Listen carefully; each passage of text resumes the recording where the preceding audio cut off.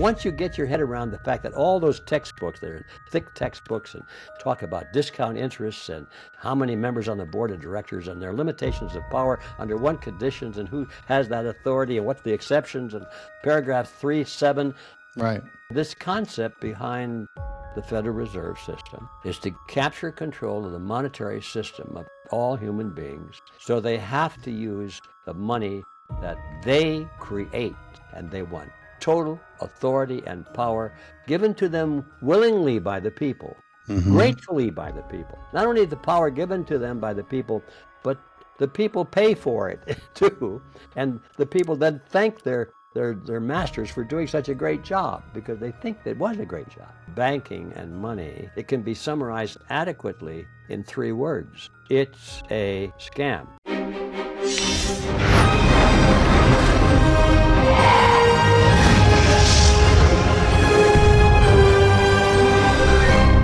Welcome to Far Out with Faust, everybody.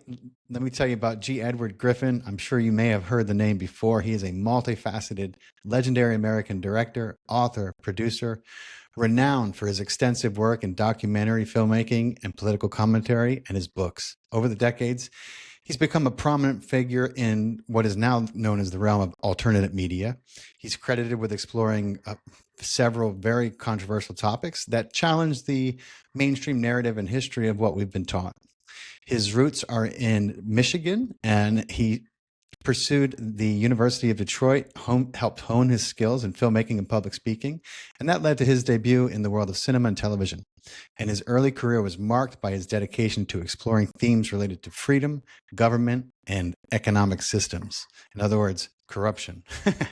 One of Griffin's most notable contributions is his book and documentary, The Creature from Jekyll Island, which, if you haven't read it, my God, buy it, read it. The documentary delves into the true origins of the Federal Reserve System, and it lays out the narrative and argues against the central banking system with its impact on not only the American economy, but then we see its impact throughout the world. In addition to his filmmaking achievements, he's also the author of several other books, World Without Cancer, and he discusses the theory of cancer and its treatments. And he's a huge advocate for individual freedom and questioning government. So I could go on, but I have so many questions for you, my friend. Thank you so much for being in. It's an honor. Well, thank you for inviting me. I hope I can answer your questions. Let's see what's up. So, you've warned for decades that, what we call a free market isn't free at all. And I couldn't agree more. And that, the entire system is rigged from the start. And I tell people all the time in my live streams, because I've been educated on this in part through your work, but, this system in place, this $37 trillion of debt, that is not by error. That is this system working exactly as it's supposed to, right? So it's rigged. And if that's true, then everything we've been taught about money and freedom and this American dream is carefully constructed illusion. And what I would like to ask you is, who built it and why? Well, that is a more difficult question. The why is pretty clear to me anyway. Now we're talking about the system. Let's get clear on that before I make a fool of myself and give the wrong answer to the right question. The why, and what is it we're talking about? The system.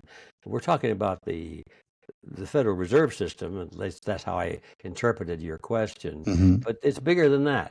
It's the Federal Reserve is merely the let's just call it the fuel tank for something bigger than itself. It's the power, the engine, the fuel, the energy that this I would just call it this cabal is for that. Now let's use that the cabal uses to make it work, because it needs a lot of assistance. It doesn't, although the numbers of these people, whoever they are, we'll perhaps talk about that, is very small compared to the population of the planet. And we often hear it said that, well, those people must be shaking in their boots because they know that they could be overcome by the large numbers that we have, and aren't they afraid? Well, of course they're not afraid, because that's part of their plan, is to make sure that the numbers, large numbers, are constantly busying themselves chasing shadows and fighting each other and being decoyed into dead-end alleys and so forth. And it's easy for them to keep the large numbers all confused and mixed up and doing the wrong things and following the wrong leaders. So that's not the problem at all. But I'm going to answer your question starting with the fuel tank, which is the Federal Reserve System, where they create the money literally out of nothing. Well, actually not. It's even worse than that. They create all the money they need out of debt.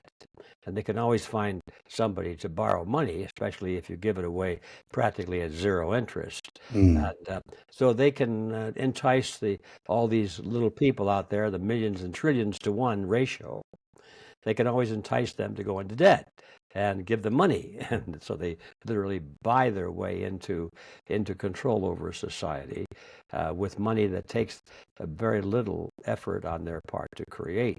So the process, as we call inflation, the destruction of the purchasing power of the average person, is the price the average person pays in order to be fooled.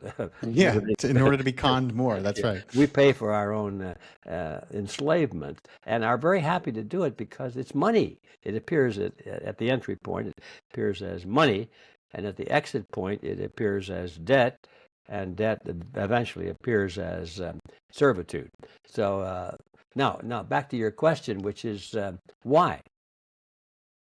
Well, I think in the beginning, as I see it, going way back to the origins, to the beginning of banking historically, and then taking it up through the Bank of England, which is where it really got the gas tank began to be filled with high-octane gasoline, you might say, where all of this began to get solidified, and the procedures had been tested and worked out well, and so forth. In the beginning, it was just about money. Money, I shouldn't say just about money. I should say it's about money. Money is a very powerful motivator because, by the way, I'm not opposed to money. I don't think money is the root of all evil. No, I don't either. I think that what the root of all evil is evil people. Yeah.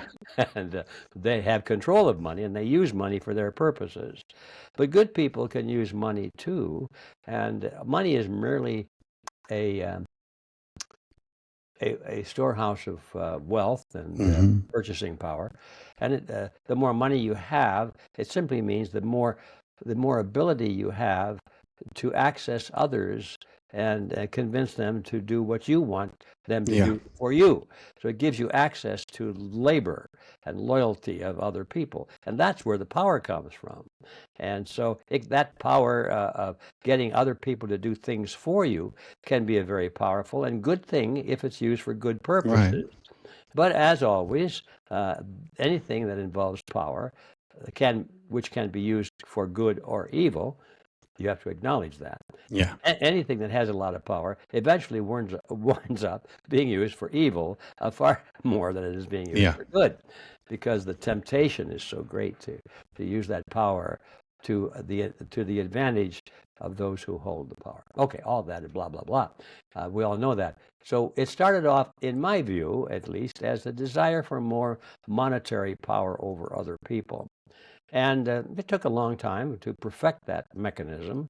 It took centuries, actually. But when they finally got to the point of the creation of the Federal Reserve System, and they created what they call central banking as a kind of a mirror image of what was going on in London at the Bank of England, by that time it had been refined.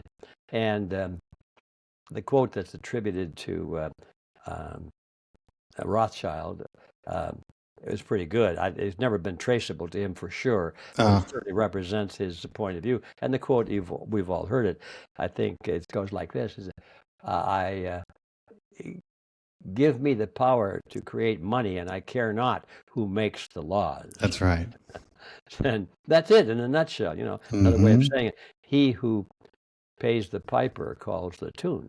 Yep. So, all right, at that point, these people, this cabal, and let's call it the banking fraternity, because that's pretty much what it is. Right. It becomes visible as that. There may be some occult elements to it too. I don't know too much about that, but we know it's visible as a banking cartel. They just wanted to have more and more money and more power over people. And finally, it dawned on these people as the generations filtered out and the old ones died off and the kids came up, and now they're the chief cook and bottle washer in the whole system. And these generations filtered through.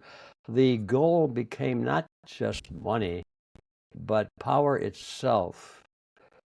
And that's where they became very, very efficient and expert in politics and psychology and technology and the things that increase that power beyond money itself. And I saw from the history pages that I was digging through back in the day when I was exploring all of this, I saw what appeared like a motivational magnet change away from just money, more and more profit, to political and social and psychological control. That's right, as well. So the thing got bigger and bigger and bigger. And some people would say, well, it's a spiritual battle. Okay, well, it is, but it's not just a spiritual battle. It's a very mechanical, very physical, and a very psychological battle as well. It's a total battle, total war. So I see this shift as now just control over human beings. And the reason that this is significant is that at last, with the advance of technology, at last it becomes possible to get rid of money. Because of the technology, you can do it. And it's called cryptocurrency.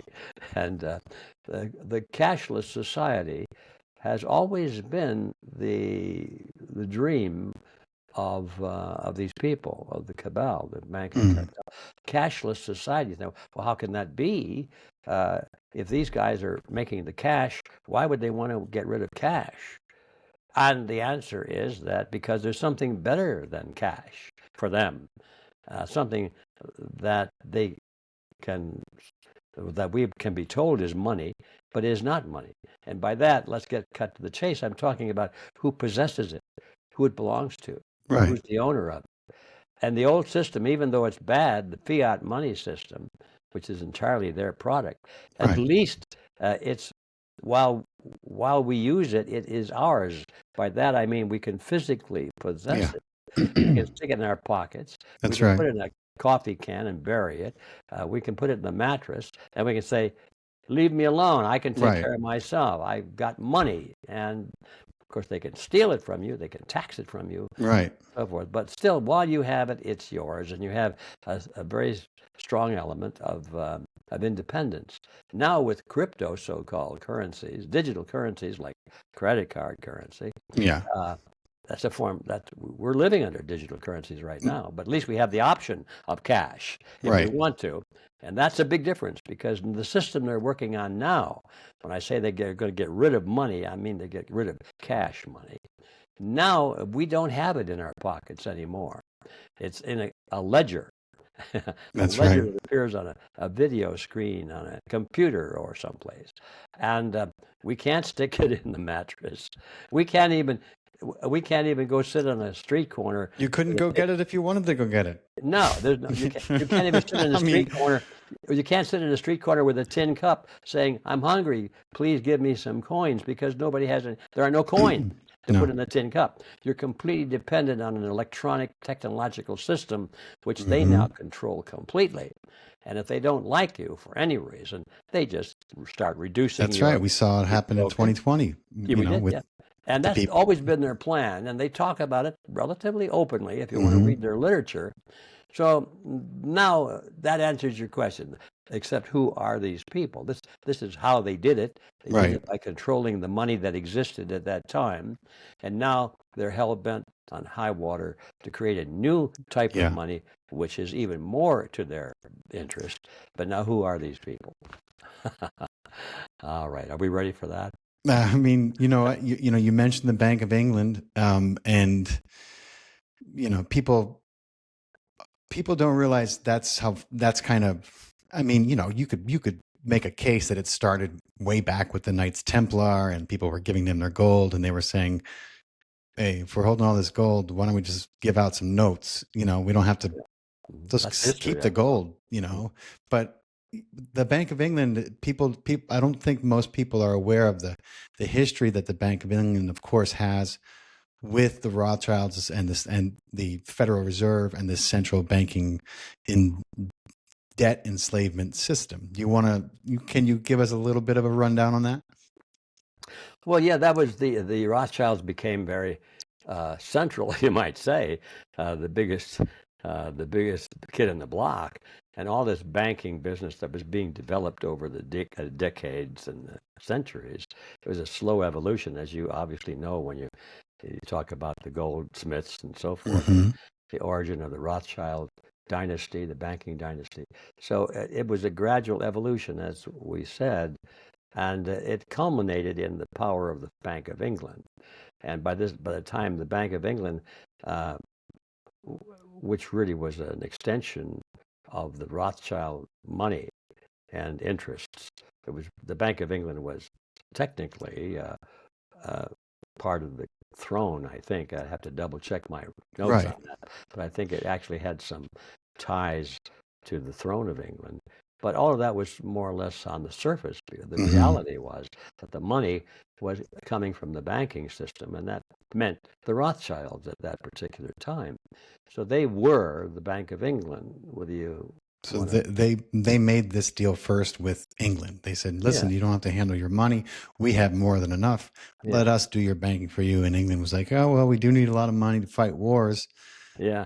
That's And probably a good idea." Oh, yeah, we don't want people noticing that we're just printing it. So yeah, we'll pretend that we're borrowing it from the yeah, banks, like they do, and so forth. Yeah, it was all part of a deceptive, a very brilliant move, by the way. yeah. Yeah, no matter how much you may disapprove Oh, what they do, you have you to got to give them hand it to him. credit for being very, very cunning and very smart. Yeah. Okay. So who are these people? Well, we just mentioned the Rothschilds. That nobody can contest that was the beginning of banking, Hmm. international banking, at least. And with the Rothschild sons, they went in different countries, and eventually they sent their people to the United States. Yep. And the one thing that I was very impressed by, as I was learning all of this years ago, is that the Rothschilds were smart enough to realize that there was a lot of pushback against what they were doing, and a lot of other things as well. And anti-Semitism was very strong in those days, Hmm. and it was more real, I think, in those days than it is today. Today, I Yeah. think we talk a lot about anti-Semitism, Yeah, but but it it's doesn't really exist except in the media. I mean, there is some, and let's face that.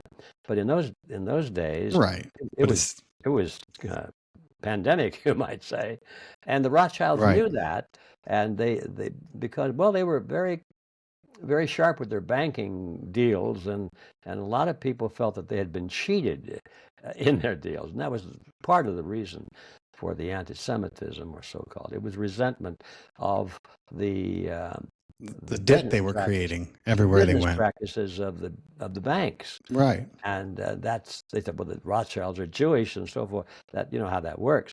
I don't see it so much as the Jewish element, but merely the banking element. Right. Because But there's a anyway, the question of point whether I'm yeah the the point I'm yeah. leading to is that I discovered that the Rothschilds were very shrewd about that, and so they created banking subsidiaries, you might call them, uh, so that they could conduct business through organizations and individuals who were thought to be anti-Semitic, but they set them up themselves. And Wow. J.P. Morgan, for example, in the United States, which became the primary banker throughout the Depression, Henry Ford. he was literally a protege, and call it what it was, a puppet of the Rothschild banking dynasty. And Morgan had the reputation of being anti-Semitic. Yep. Well, that's, you have to give credit to these people. Oh, yeah. They thought, well, the people that don't like us are going to have to deal with people that hate us and And are more ruthless than we are. more ruthless than we are, and but they will be our friends, and so And that we'll own them. you And, have to in a understand very that. real way, they did own them Yeah. because, when they looked at JP Morgan's financial assets, especially when he got himself directly in place to make the first loans of World War I, and they were like, looking at this guy, and they were like, well, I think 80% of everything that he had was Rothschild. They were like, At least that, yeah. Yeah. And when he died, actually, I don't know how accurate the numbers were, but everywhere you look, his estate was really much smaller than you would think it would be. His actual personal estate. Now, he might have had that stashed away in other forms that we don't know about. Right. But anyway, the point is, my point at least is, not only was there deception there, but that this thing, anti-Semitism, was a factor of it and still is today. And I wanted to talk about that for just a moment, because although that is a fact, I want to make it clear that in my view, I don't think that the question of Jewishness or Semitism is really the factor at all. I think it's there to get kind of diffuse this.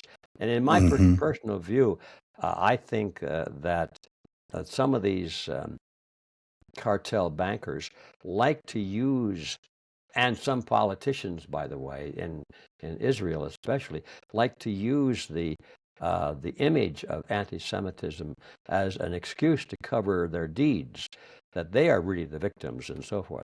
And I don't see our problem today, and ever really having been a question of the fact that a lot of these people are self-identified as Jews. I don't think that's at all. I think it's a ploy, and in my view, it has nothing to do with it. It's what people do individually. You commit crimes one-on-one. Yes. You don't commit crimes as a group. I agree. Every individual has to participate. Some don't, and some do, and you have to judge on the basis of individual. It's merit. very crafty. Yeah. I think it's part of their brilliance in the way that they keep people from making too much public noise Jewish about people the monopolies that they hold. They become the scapegoats and the victim. They do. They become the victims in a very real way. Yeah, and I agree. A lot of them don't realize that. It's like on the nose, but people, they so often fall into the trap that the Rothschilds themselves, in my opinion, have set, and that is, oh, it's all the Jews. It's all the Jews. Meanwhile, the Rothschilds, I'm like, which one of the Rothschilds went to synagogue last? Show me a yarmulke in a Rothschild drawer. Yeah, they're not religious Jews. They're secular completely. And this might be interesting to your listeners. Not too long ago, I was dealing with this very issue because I wanted to scrub it cleaner in my own mind, and so I decided, well, wait a minute. Let's start with the question: what is a Jew? What is a Jew? We all got different opinions about that, right? Well, what is the correct opinion? So now I'm going to make a public confession here. I went to ChatGTP. Okay. I said, okay, what is a Jew? So blah, blah, boom, it dumps out all the stuff that they've been programmed, or trained. They call it training. All the data points that have been put into their database, which is huge, came tumbling out in summary form, which was very useful. And it became clear right out of the gate that there is no definition of a universally accepted definition of what or who is a Jew. There was just there's none. You can't say it's a religious point of view, because many Jews are not religious at all. The No. Rothschilds, I believe, are atheists and self-proclaimed, for Yep. example. So how can you say it's a religious issue, which it isn't? You can't say it's a genetic issue, because they come from different parts of the That's world. right. And different genetic origins and mixed. And you can't say it's a question of money. And, there's no. Chat GTP says it didn't say there's no definition. It just gave all of the different definitions. Right. and I put two and two together, and I said, there is no definition, right? And No. they came back. And that's part of the says, right. reason why you have so many I said, I'm not going to arguments accept that. and conflicts. I said, I'm going to try one more time. So I went back to Chat GTP, and I said, therefore, I conclude that a Jew is a person who self-identifies as such. And lo and behold, I've got this preserved in my computer. Chat GTP came back and said, essentially, you're right. Yeah. Well, You're right. I mean, and you are, because if you can marry into it, then you can, because then people get divorced and people remain Jewish, even though they got divorced. They're like, oh, I love being Jewish, and that's cool, like to each their own, but that literally you can self-identify. And I mean, well, like that most is the things. only common denominator that remains. So I just want to make that point clear, because I think this question of anti-Semitism is a complete catastrophe. Oh my Because it God. gets us focusing on something that is not real, and it also is very emotional. Yeah. And I think the more people talk about anti-Semitism, the more they tend to create it. Yep. And it actually is being created today. And I think that the fever pitch is higher today than it's been, at least. Oh my God. It's at a crescendo. I mean, and sadly, the actions of the government of Israel, I don't even know what religion half of them are practicing, but it doesn't seem like anything. They're not practicing any religion. No, the I government mean, level, blood no. rituals, sacrifice. Yeah. It seems to me like the only thing they're interested in doing is killing children and women for the most part, and expanding and their borders. not everybody in the government is going along with it either. There are a lot of people trapped in those positions, like totally in our own trapped. government. Take a look at our own government. There are good people in our government, but they're silent, because the minute they step out of line or speak out of line, bingo, they've lost their jobs and so forth. So that's why we come back to, who are they? And my answer is, they are those individuals who participate in evil or criminality, and nobody else. And those people can all be categorized very faithfully by the word.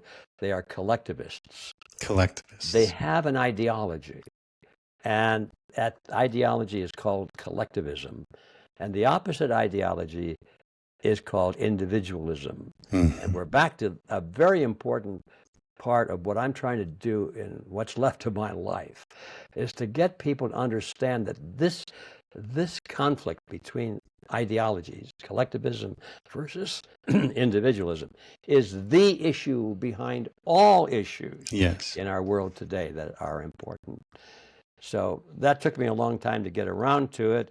We might talk later about what is collectivism and so forth. But anyway, well, we absolutely should, because people who may just be hearing that term, there's a lot of different kinds of listeners that come to my podcast. I got a lot of I love talking about history, so I get a lot of history people interested in real history and what actually happened behind the scenes of the nonsense they teach us in school. And then I have a lot of UFO disclosure interest listeners, and I have a lot of spiritual people who tune in. But a lot of people, obviously for good reason, they've gotten a bad taste with a lot of the political stuff that happens, and so they're kind of. But this goes beyond that. It's like you said. This is essentially the only battle left. And you can call it whatever you want and label it, but it's these two ideas. Which once you understand these two ideas, you can understand the push and pull of the world today. And so we might as well talk like what, because you've said the West is sliding into collectivism, and it is. Like what is collectivism versus individualism, if you could sum it up? Okay, so I'm glad you put the word summit up. Yeah, You could talk for days on that. totally. But really, the basic idea is simple. It's like so many things. Those things that appear so complex and tend to frighten us away, I say us, frighten me away, I'll speak for myself. It's like when I got into this topic of the Federal Reserve System and banking, money and banking, first thing that you do is you go out, you buy some textbooks on money and banking. And they go, oh, what is this all about? You don't want to, it's beyond you. You got to be some kind of a masochist to yourself before you become able to even discuss what these words mean. Anyway, Right. but after a while, after you soul searched a little bit and backed away and analyzed and challenged, something snaps and you say, oh, wait a minute, I get it. It's simple. It's so simple, nobody can see it. And okay, let me cut to the chase. What does that mean in this case? In terms of banking and money, it's so simple. It can be summarized adequately in 3 words. It's a scam. Okay, Yeah, that's it. Any questions? right. Now, once you get your head around the fact that all those textbooks that are thick textbooks and talk about discount interests and how many members on the board of directors and their limitations of power under what conditions and who has that authority and what's the exceptions and paragraph 3.7, Right. page 922 and so forth, get past all that and realize that it's all just mechanisms for a concept that is very, very simple. And when you see what that simple is, you don't like it, but it explains everything. Mm. And this concept behind the Federal Reserve System is to capture control of the monetary system of all human beings, so they have to use the money that they create, and they want total authority and power given to them willingly by the people, gratefully by the people. Not only the power given to them by the people, but the people pay for it too, and the people then thank their masters for doing such a great job because they think that it was a great job. It's that kind of a scam. Mm. And once you get your head around that, and you can't really believe anything they say. I mean, anything. No. The old saying is if they produce a newspaper, question the page numbers. Yeah. And so once you come to that point, you say, well, I see, the rest of it is really unnecessary for understanding. In fact, it gets in the way of understanding. Mm. So, all right. I'm not sure where I was going with that, except that it's not as complicated as you might think. And no, it's pretty self-explanatory.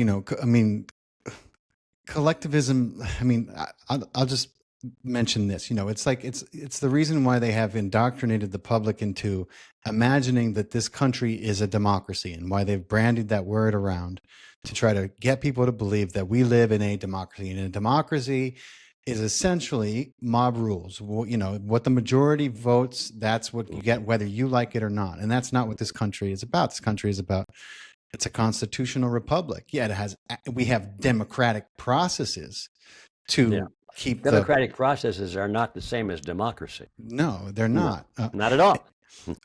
And I don't know, I guess this ties into the understanding of collectivism versus individualism, because in a republic, the individual's rights cannot be trampled upon simply because 99 other people said you have to get this medical intervention if you want to live in society. No, I don't. I have my own God-given rights. That's what a republic says. Yeah, and it gets complicated if you're dealing with collectivists who are very well trained in wordsmanship, because they, attorneys, let's just say that, are very skilled at twisting word definitions to the point where you go, yeah, and all of a sudden you don't recognize the word anymore. Right. So you have to be careful with your definition. Okay, what is collectivism? Well, the core idea, first of all, it's an ideology. it's a belief system of what is the right thing to do or to have or to follow in the way of an ideology, an idea, a code of ethics, you might say. And it is defined by the concept, concept that the group is more important than the individual, and that the individual must be sacrificed, if necessary, for the greater good of the greater number. Mm. That is the short definition of collectivism. I was taught that in school, not by that name, but I went through the university. I was exposed to it in grade school, intermediate school, high school, and it was always there, just a truth that we know it's true, don't we? That the greater good of society is the greater good of everything. Whatever a society is, we don't question that. But it sounds good. It sounds good. If you put society above individuals, if you put the group above an individual in the group, you've made a huge mistake, because the group doesn't even exist. Right. It is literally individuals. Yeah, only individuals exist. The group is a word which is an abstract, representing an abstraction that doesn't physically exist. It's a question of an abstraction, like the number 7. The number 7 doesn't physically exist. It's in the mind only. It's a concept of a certain collection of somethings that do exist, and it's the quantity of something that does exist. That quantity is an abstraction. You can't touch it. It's like the word forest. You can see a forest, but you can't touch a forest. You can only touch individual trees. They're the only things that really exist. True. And the word forest is an abstraction of many, many trees. And the same thing is in society. You can see a group of people, but you can't touch a group of people. And you can't deal with them. You can't kill a group of, you could kill a group of people in a way by saying, well, kill them all. But you kill them one by one. Killing individuals. You're killing individuals. And so we start with this clear understanding of the fallacy of the whole concept about the group being more important than the individual, because that opens the door for us being fooled by demagogues who tell us, well, we represent the greater good of society. Right. And if you don't care about the greater good of your fellow human beings, you're an evil person, you see? Right. And so we get tricked by that inability to detect the error of the basic assumption. Once we make that error, and it's the foundational error, then we're through. We can't defend ourselves, because we think any attempt to preserve individual rights is an attempt to be selfish. And we don't want to be selfish at the expense of somebody else. So that's how they trick you into these things. When you look at the idea that the individual is the center of society and not the group, that changes everything. And that is the basis, by the way, of our Constitution. They never used the word individualism or collectivism, which they had. No, they don't even use the word democracy. They didn't use, not in the Constitution. Not in the Constitution. Founders of the Constitution did use the word democracy, and they said, no, not democracy. Heavens, that's the worst form of government. That's what they said. People don't realize that. I wish it had been in the Constitution. They should have wrote that down. They should have put it down, yeah. I always figured that if the day comes, and I think it's coming, when maybe I have a chance to write a constitution, which I might call the Universal Constitution or something like that, I would make it in 2 columns. On the right column would be the Constitution itself. On the left column would be the annotations of why we wrote those things on the right. Right. What that means. You can read the Constitution today and it's all there, but you may not understand why it's written that way. Right. So people who say, well, I said, well, I can ask a person, well, what do you mean by liberty and freedom? What are the principles? Well, it's the Constitution. Oh, okay. What's in the Constitution that makes it such? Well, it's the Constitution, or the Bill of Rights. Well, why the Bill of Rights? What's that got to do with anything? Well, it's the Constitution. They don't understand these principles of individualism. The answer to that question is this: the Bill of Rights protect the individual against the mob. Right. The individual has the right to freedom of speech, peaceful assembly, and so forth. I don't care. The Constitution says we don't care what the majority wants. That's right. Even if they want to kill all redheads, the majority shall not pass any law restricting the right of this, and thing. So the whole Constitution is what the majority shall not do and cannot do. And people miss that completely. I missed it. I wasn't smart enough to pick up on that, and very few people are. And so we start with this: what is individualism versus collectivism? And once you understand that placing the individual at the center of society is an extremely wise thing, because look, the reality is, when it comes to human affairs, we're all born into society one person at a time. That's right. And we all go out one person at a time. And that means that while we're here, the essence of our group identity, our personal identity, is one person at a time. That's right. And you must judge people, if you must judge them, and eventually you must, on the basis of their individual merit and not their group identity. Absolutely. Yeah.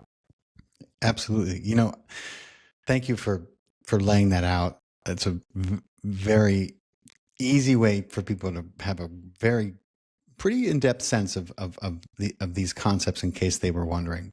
But yeah, well, you know, if I may, I don't know how much time we have, but there's one more.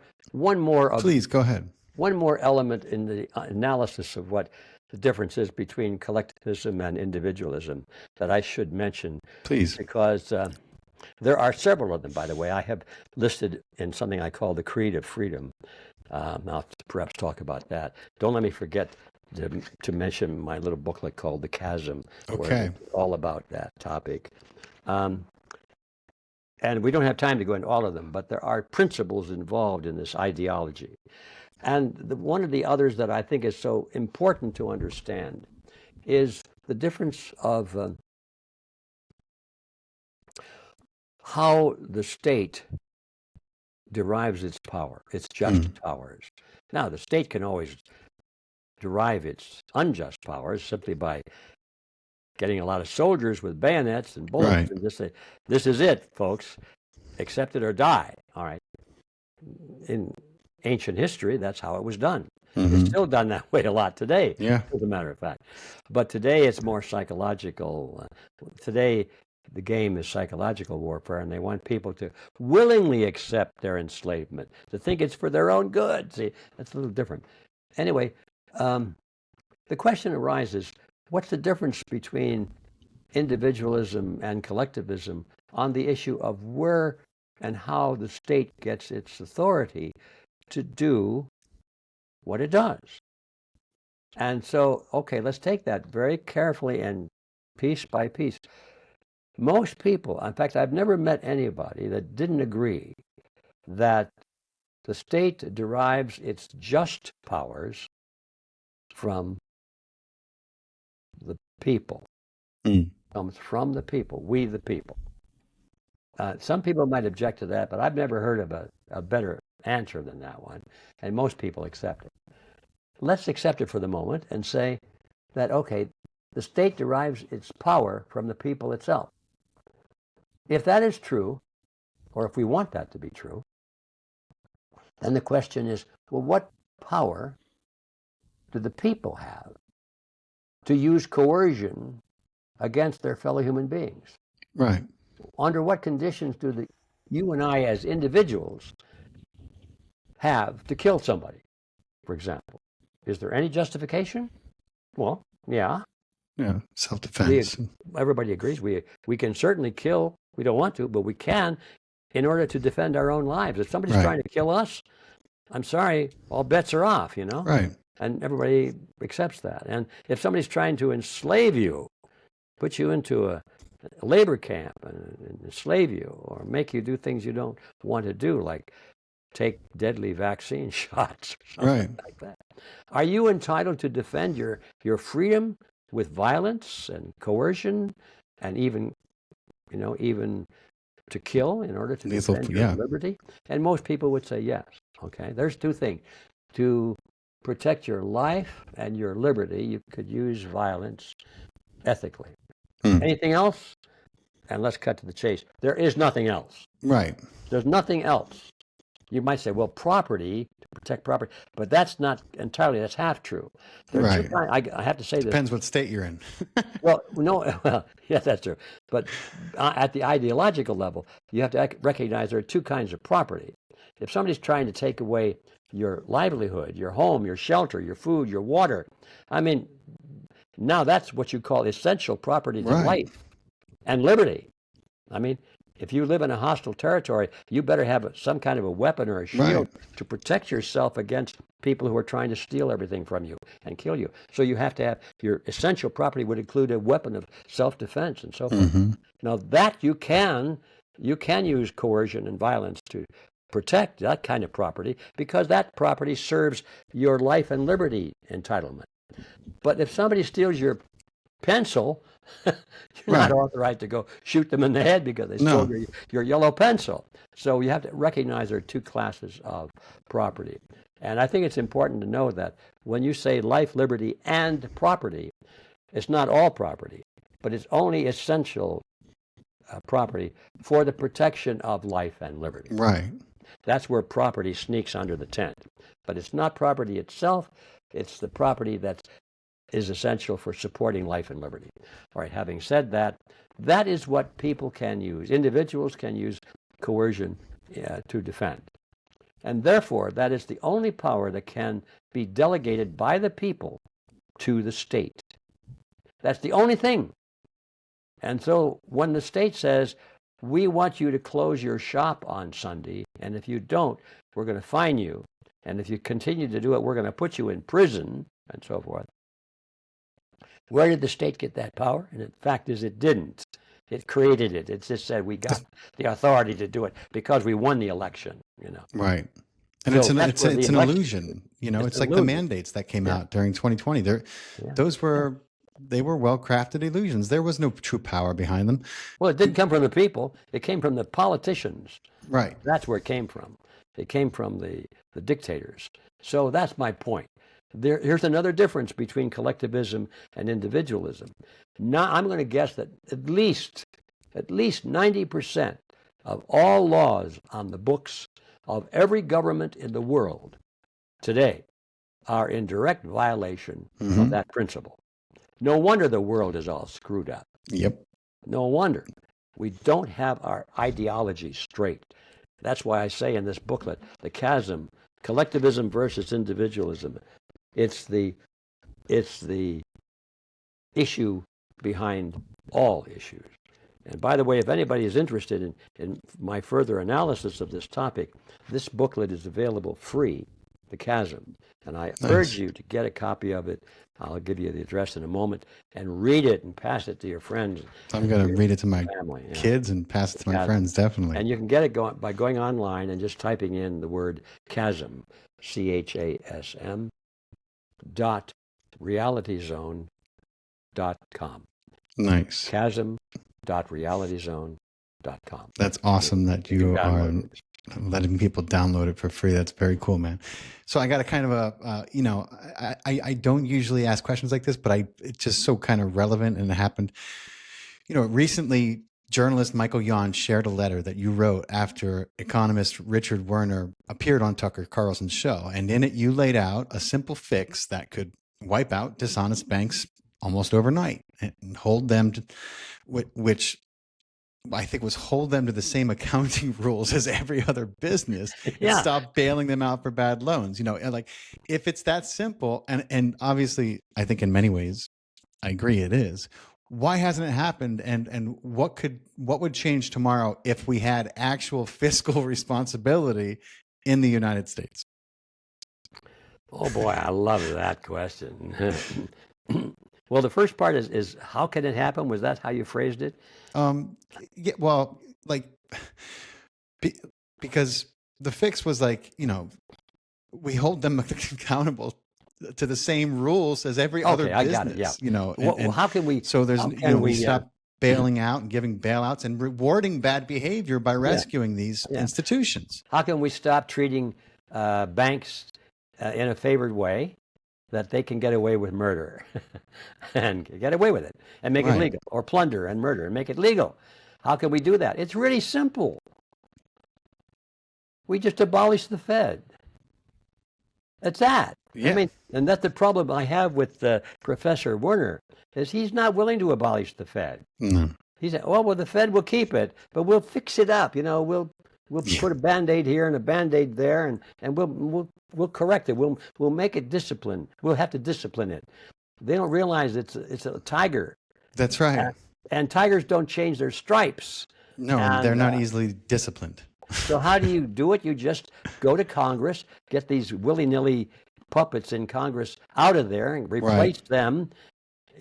By the way, don't waste your time sending them letters and saying, please abolish the Fed. They're never going to do it, those guys. They're too dependent on the system.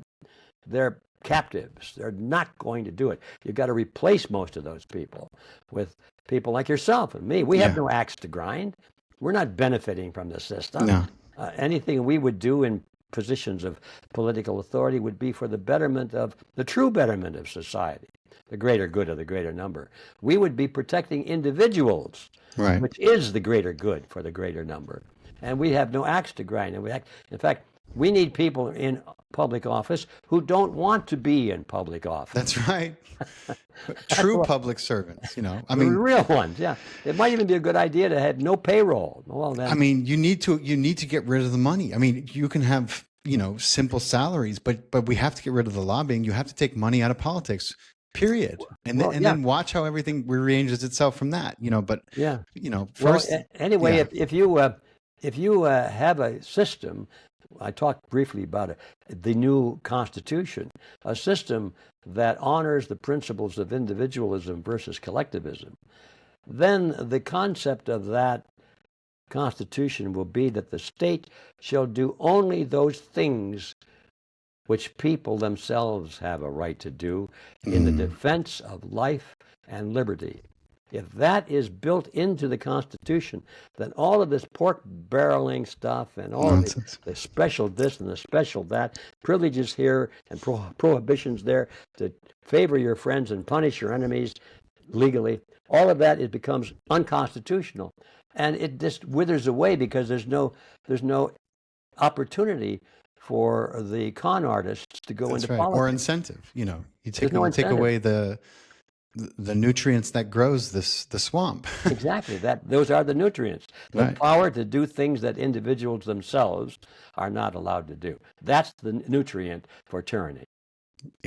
Precisely. And the root of so many isms that we like to point at, be like, well, the problem is communism. The problem is fascism. No, all those things are the same problem. Okay. They're all variants of collectivism. That's right. The point. I'm glad you made that point, Faust, because without understanding that, to say, well, let's try this technocracy. That's a good idea. We'll have smart computers making all the decisions. Yeah. Oh, sure we will. Yeah. Yeah. Which is an extension of the corporation and just another fancy way of saying fascism. And communism and socialism. And communism, right. And it's all the same. You're absolutely right. So it's so funny because they always say too big to fail. I'm like, what does that mean? Too big to fail. So all these banks made terrible loans, and I'm familiar with the banking industry. It's like if you're an orange farmer and you've raised oranges your whole life, if one year every single bushel you sell happens to be corrupt, are you going to say that you didn't know about it? Like, have you not been farming oranges your whole life? Mm-hmm. In the public, just like I'm obviously talking about the whole bailouts we had back in, 2012, was it? Or was it before that? I forgot. There's been more than one. Maybe I'm thinking about the housing, one of the manufactured crashes that they that they put forward and said, "Oh wow, there's been." But they didn't know. Yeah, they didn't know. So Yeah. here's a bunch of money to bail them out. It's just people are just they don't realize how corrupt this system is. It's built on corruption. But Well, oh, Faust, a moment ago, I was talking about how simple the issues really are once you get your head around the fact that it's a fraud yeah, and that these people are not making mistakes. They don't need to be informed. You can't change them by sending them a letter and saying, you should know about this. They know about it. right. That's why they're doing it. And once you get your head around that and you say, that's really true, isn't it? Then everything gets really simple. You don't reform these people, you replace them. You don't change the Federal Reserve System into something useful. You eliminated it. Right. It's like saying, well, I've got cancer, doctor. What Yeah. would you replace it with, What can I trade it for? Yeah, trade it. Let's just get rid of it and start with that. Yeah, well, let's start there. And I always think about this is like, we have to find a way if we're going to continue with this system, which, I'm not advocating we do because I think it's a failed system. I think there's a better way to do things. But like, if we're going to actually take back our sovereignty in our government for what it was intended to be, then we're going to have to find a way to raise kids all across the United States and indoctrinate them with individualism and what this country was truly founded on. And then, indoctrinate them to be impervious to the temptation of power and corruption. And yeah, it's not going to be perfect, but if we can get 90 out of 100 of that crop of kids to come in and have spent most of their childhood and teenage years, because the people who get in, who rise the highest, they're raised from like the Bush family. And I mean, these people are raised from the time they're little to be completely aloof, and they espouse the ideas of the cabal, and running things for the corporations and the money and not the people. So my whole thing is like, if we're ever going to take this back, we're going to have to figure out a way to raise kids to be impervious to corruption so that they can get in and change it, because let's go beyond that, Yeah. if I may. Yeah, we're going to have to figure out a way. Well, what is that way? We have to start with that. And there is a way. It's very simple. We have to recapture our system. Our system is in the hands of our enemy. And unless we face that fact and have a strategic plan that is feasible for recapturing control of the system, the legalized use of coercion and weapons of mass destruction, as long as those weapons and that power remains in the hands of this cabal, we can do nothing. Yep. So let's get really clear about what it is we can do, and we can take back Congress, and we can take back the Senate.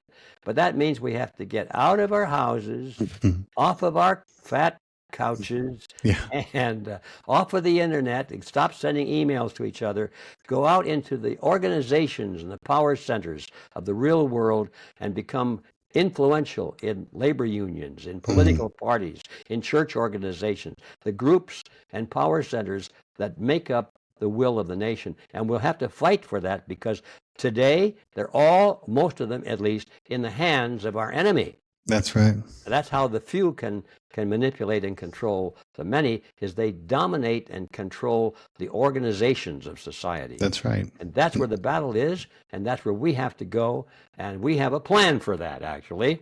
And if you want to know what that plan is, well, come online and check out redpilluniversity.org. Oh man, I'm there. I've been waiting to read a plan for that for a long time. I've been thinking of a few myself, but I don't have that extensive knowledge as to the civil infrastructure of these things. But God, I just thought of something and I lost the thought. Maybe it'll come back to me. But I was thinking something about it'll come to me. But my other question that I always ask is, I know like Pope, or maybe it was Pope one of the popes was like, you know what, the hell with this Rothschild debt stuff. Like something along those lines happened where I think Pope Louis or one of them was like, you know what, like this is bullshit. We're making the freaking rules here. You know what I mean? Like arrest them, get rid of the debt. Let's start with something different, you know? And like, so they went about, you know, I think shutting down the usury that was going on. I don't know if it was in France. I may be getting this all confused, but my question is, it's not like the debt can ever be paid. You know what I mean? Like it's literally a farce, you know, and it's not getting better. It cannot get better. It will never get better. Let's be real. No. You know, no, it's not going to be decreased. No one's going to decrease the deficit. It's not designed. You're not going to do anything point. to $37 trillion, you know. It's not designed to work. It's designed to destroy. I would like to say that to your audience, those of you who have not had a chance yet to read The Creature from Jekyll Island, which is my book on this topic. Yes, there's a very important the book on this topic. Well, thank you. But there's an important section there about the Fabian Society, if you remember. And this was the group in England. It's sort of like our Council on Foreign Relations.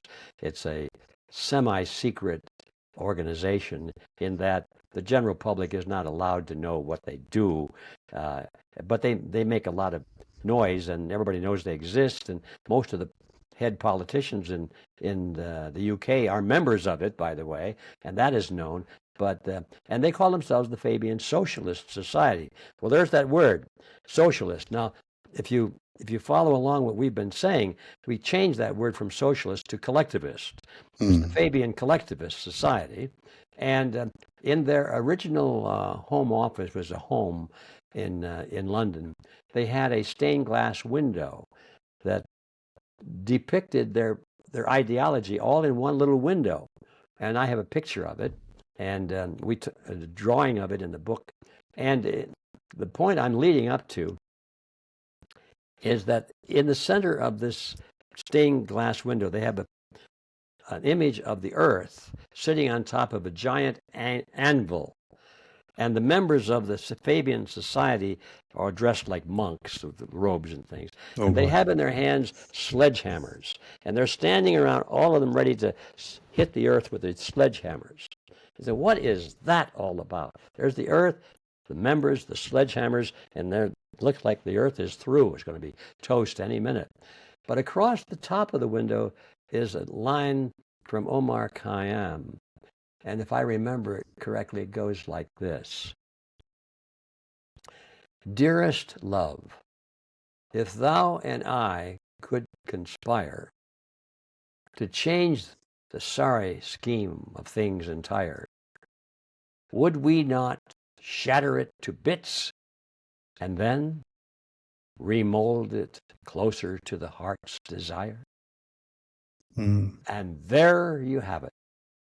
That's the mantra behind all of this collectivist movement around the world. They are not trying to make things better. They're not trying to solve problems. They're trying to create problems so they can smash the existing system to bits. That's right. So they can remold it closer to their heart's That's why everything desire, they did, which is collectivism.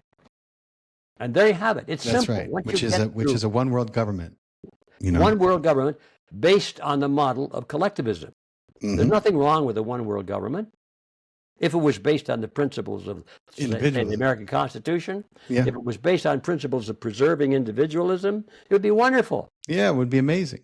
But in fact, it wouldn't even be a government. We wouldn't call it a government. No. What's the purpose of a government? That's to govern. Well, under collectivism, the state does not govern. It protects. So we would call it a protectorate. That's amazing. I love the sound of that. God, that's a dream. It is a dream. We have to have a dream. We have to have a goal of our own. Otherwise, we can't achieve anything. It's amazing how they took the notion of protecting us and turned it into this warmongering, you know, because I've studied this enough to see the correlation between the debt and the wars, and then I looked into who's behind the curtain and who has gone, you know, out of their way with all their resources to create these wars, these global, you know, conflicts that we saw in World War I, World War II. They're trying to get a World War III to pop off, but they keep running into problems with that. God willing, they never succeed. But it's like there is nothing that creates debt and allows for the erasure of boundaries and borders like war. And if you're an oligarch named Rothschild, and all your proxies around the world are the most powerful industrial people and corporate heads on the planet, and you want to create a war, you want to make money and consolidate power, you're not going to wait for two nations to get so upset with themselves that they're going to finally come to blows. You're going to make sure that they get upset with themselves. Let's hasten and the come process. to blows. Absolutely, yeah. In fact, let's create artificial conflicts that destroy property and lives of innocent people, so that the emotion meter can go all the way into the red. Why? Well, we just blew up Cincinnati. Those dirty guys. We got to fight back and so forth. They can do that. They would gladly blow up their own parts of their own country in a false flag operation. We did it in Pearl Harbor. That's right. We probably did it in 9/11. Oh, we absolutely did. Yeah. So I can send you a special I did on that in 1 hour. I'll show you exactly how they did it. I'll send you a link. This is not make-believe stuff. We're not making this up. This is real. No, sadly, tragically, it is very real, and it's still happening. And they're still pulling them off. And people are still like, "Oh my God, I can't believe that." Did you see what Hamas did? They invaded Israel. They surprise attacked them. I'm like, what are you talking?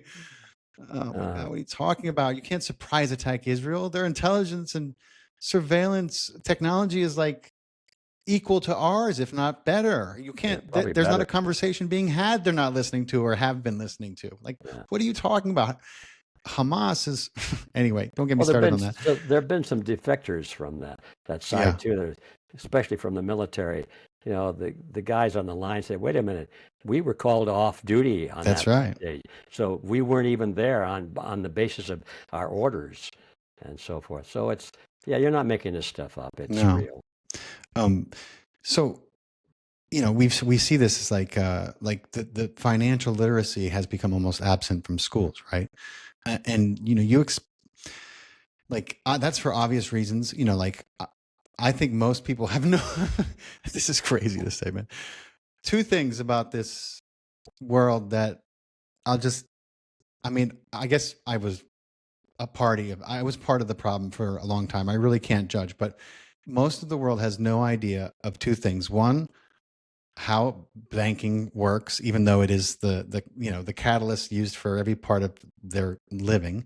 And two, what they put in those needles and then inject into our babies the day they're born. People don't ask questions like this as if they're not important, which is mind-blowing to me. And I was one of those people, so I can't judge. But man, I wish I knew then what I know now. Well, we're all that way. None of us are born smart. Yeah. We're all born as little animals, me. Give me the milk. Right. It's all about me. And sometimes people go through the whole life that way. Yeah. But the lucky ones, like us, somewhere along the line, we call it lucky, but maybe it's not so lucky. Right. But somewhere along the line, we start wising up and have the foresight to push back. Yeah. Because if we don't push back, who will? And if no one does, then I think we're partly to blame for it then. I agree. I tell people all the time, like, we've given away our sovereignty. So whatever happens, it's going to be in part our fault because everyone is just conveniently being led by the nose through a life that certainly seems to be missing something, but they can't quite figure it out, and that's by design, like we've been talking about. So I try to tell people, like, listen, you can want everything to happen every which way, but if you're not taking your power back in every way you can, first with yourself, then don't expect anything to change in your life. You got to change the way you're doing things if you want your life to change. This is it requires effort. Right. As they say, we're the ones we've been waiting for. That's right. Yeah. That's right. So I wanted to ask you a question. So I have a Patreon page, right? And because as you know, just as well, if not, I was laughing with my editor. I said G. Edward Griffin was suppressed before the internet existed. He was laughing. He said, that's true. He was. Um, I have a Patreon page for some of the parts of my discussion that YouTube would red flag or suppress even more than they suppress everything else I do.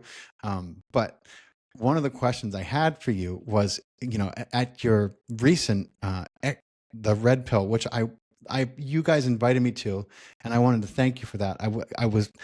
I had plans already for that weekend, or I would have been there with bells on. And I so appreciate you guys offering me to come out, and I would have shot this podcast in person with you there. But I had these existing plans months in advance. So I wanted to say that. But, I'm referring to the Red Pill Expo, which,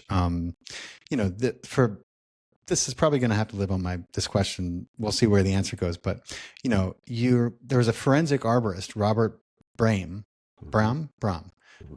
who presented some pretty incredible findings from the wildfire zones in California. Do you remember what he discovered and what he talked about? I lost the contact there, so I missed the question. Oh, okay. So I was referring to the Red Pill Expo, I think Robert this was Brahm is president. Yeah. Actually, he was not at the last one. Oh no, he's not the last. Maybe this was like 2 or 3 years, maybe 2 years ago. Yeah. Mm-hmm. Well, his presentation, he's a forensic arborist, first of all. Yeah. What does that mean? Well, an arborist is a person who specializes in the care trees, right? And production of trees. Yeah, a tree expert. But forensic, when you put that word to it, you don't see that combination very often. His specialty is in trying to figure out what happened in the way of fires or destruction or infection and diseases and maybe soil deficiencies and so forth to destroy forests. So, and this guy is a very mild-mannered little guy. I love the way he talks, and he's so modest about everything. But he has personally walked over most of the mountains in California. That's right. He's personally camped on the ridge of almost every mountain that's on the map, and he knows his wildlife. He knows his plant life. He knows the Latin names of all these trees. He knows their characteristics. He knows how they burn, and of course he's been on our stage twice in the last couple of years, and warning the world that these fires are artificially created. He doesn't know for sure how they are created, but he knows that they're not natural fires by their nature, and it leaves it up to us pretty much to figure out. And he brings a ton of forensic evidence to back that statement up. Oh yeah, you'd have to be mentally paralyzed to deny what this guy is saying. Yep. I mean, so many things. Anyway, that's it. You have to open your mind that these fires are being deliberately set, and they burn in a way that's unnatural, which indicates the source of the energy. It probably is a controlled energy device that's directed energy weapon. Yeah. Directed energy weapon of some kind. Yeah. Yeah. You know what I was doing? I was looking at photos of the ground destruction on 9/11. I'm talking about maybe a block from the World Trade Center. And I'm looking at it the day. Well, some pictures were the day of, and the other pictures were the day after. And I was looking at the cars, but I didn't know what I was looking at. I was looking at melted cars. I thought I was looking at Maui or California, and then I realized that the picture I was looking at was from 2001, and it was on the street. It was just a funny angle. And then I found more pictures of these cars. That were on the street, maybe half a block from the World Trade Center, completely. I mean, like the car looked like it had been thrown in hell. Okay, like so you're talking about it wasn't anywhere near the tower, and it was completely like microwaved. I don't know how else to describe it. Like it looked just like those cars in Maui and just like the cars in California. And I was like, wow. And like and some of them were flipped over on top of each other and smushed and melted together. I was like, what? In what world? Like, do people think that this could happen next to a building collapse? Like, how could this? It's just mind-boggling. You have to be open-minded. That's for certain. But also you have to be careful because I imagine those who do not want to really consider this possibility would be very quick to say, well, maybe the gas tank blew up and it burned, you know. So you have to be careful and say, okay, Yeah. maybe let's take a look at it. How many pictures do we have of cars that have been burned by gasoline, Right. and see what they look like? Exactly. And then you have to get, you know, into it, and then you're ready to go. But they like us to come into the battle, you know, with guns blazing, but we're not aiming at anything. Right. Oh, I broke it all down. You know, Yeah. I mean, physics are great like that. Science is cool. Math is great like that. You know, the numbers don't lie. But anyway, back to, let's get back to this. I just have a couple more questions. We'll wrap it up, my friend. What do you think? I mean, we've been talking about this, so I think the question is already partially answered, but, you know, what do you think that the biggest effective way for ordinary people to resist the system and come out on top is right now?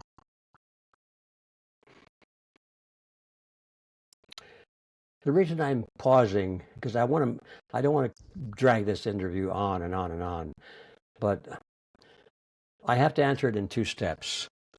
The first step seems to be remote. I often get questions like that, like, what can the average person do? I'm just an average person. What can I do to make any changes? Look what we're up against. Our enemy controls our key government agencies, our military, our banking system. They're in control of a lot of our churches.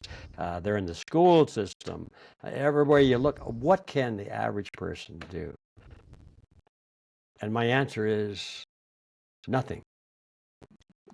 Why? Because the average person doesn't want to do anything. Right. The average person is too busy to get informed, too busy to learn more, doesn't want to hear about it. The average person doesn't like to be annoyed. The average person likes to have faith in his leadership. The average person is not willing to spend time or money, and he's not willing to do anything about it for sure. And so the average person is hopeless. He doesn't have the stomach for controversy. He doesn't want to be ill thought of by anybody. Doesn't want anybody not to like him. He thinks being liked is more important than anything. Doesn't want to lose his job. Of course, nobody wants that. He's not willing to do anything that might cost him his job, even if it's strong on principle. So the average person can do nothing. My answer, therefore, is if you want to really be effective in this battle, you have got to stop being average. Let's start with that. So now the question gets phrased. What can a person do who is willing to become unaverage and make some and be really dedicated and become a warrior in this battle? It is a war. And we don't need observers. We need combatants. We want soldiers. And so now the question becomes a little bit different. And the first step is to recognize that you can't do it alone. Even though you're on average, you can do a lot alone, but you've got to join with others. You have to get involved in some kind of organized activity, which is very dangerous because our enemies are very good at creating those very organizations that look like they're establishment, but they're not. They're really run by the establishment to give them control of both sides of the battle. But anyway, if you're smart enough, you can detect which are the real ones and which are not, and so forth. And I want to cut this to the chase by saying it's pretty hard to find organizational efforts like that that really understand what we're talking about and that aren't influenced by the enemy themselves. And I'm just going to toot my own horn now and say, if you're looking for one, we've got one. Toot it. So toot, toot, toot. And we're creating, right now, we're in the business of creating campuses. We call them campuses of Red Pill University. Those would be local organizations. We hope to have them in existence in every county in the United States and in every political subdivision around the world. I mean, we think big. This is a global battle. We're starting a movement that is literally international. It's nothing to do primarily with any one nation or any one religion or any one culture. This is freedom, man, freedom for everybody. And if we want if we want unity, we've got to put everything else aside as far as our effort is concerned. And we can do that because freedom is a universal drive. Everybody wants to be free. All we have to do is help them understand what it takes to be free, and then get busy and let's start building it. So if anybody wants to know how to become unaverage, I would say go to redpilluniversity.org and sign up to become part of that. And eventually you can help us create a campus in your local community. And with that, we'll start being influential in your county board of supervisor, your mayor's position, the city council, the board of education, the sheriff's office, and so forth. We start rebuilding influence at the community level, starting at the bottom up, not at the top down like everybody else wants. Oh, send a letter to your president or who you're going to vote for. No. You build a movement from the bottom up, and that's how you become very unnormal. I love that. Thank you so much for your time, my friend. This has been amazing. It's such an honor to be able to talk to you and to hear your wisdom. And thank you for sharing it with my audience. I learned a lot, and I'm going to definitely download the manuscript. For everyone who's listening on YouTube, don't forget to subscribe if you haven't already, and definitely check out all Mr. Griffin's work. It's just, I mean, I know that for me, I'm teaching my kids this because, I'm not going to let them out of my house without understanding the world that they're entering, because we know what the world will teach them, but this has been amazing. So if you're listening on YouTube, hit the subscribe, Spotify, leave us a review, share this podcast. People need to know what's going on and that there are answers and there are solutions being put forth and that they can access them today. So with that, thank you so much, Mr. Thank you. Griffin. That's excellent advice. And I'll see you at the Red Pill University. Awesome. Thank you, brother. You take care. Bye-bye.